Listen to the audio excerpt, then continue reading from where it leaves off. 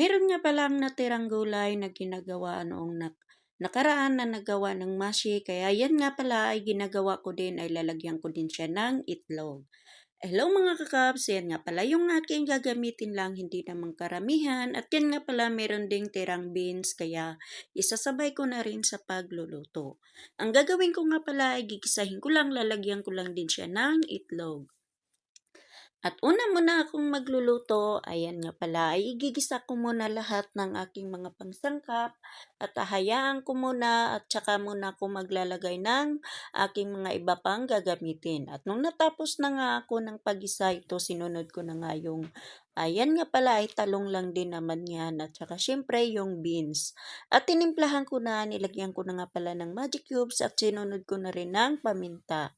At yan naman ay hahayaan ko muna ng mga ilang minuto at saka ko naman siya lalagyan ng itlog. At yan nga pala sa part na yan, bali nga pala yan ay naluto na, hayaan ko lang muna siya saka ko naman ilalagay yung itlog na minimix ko.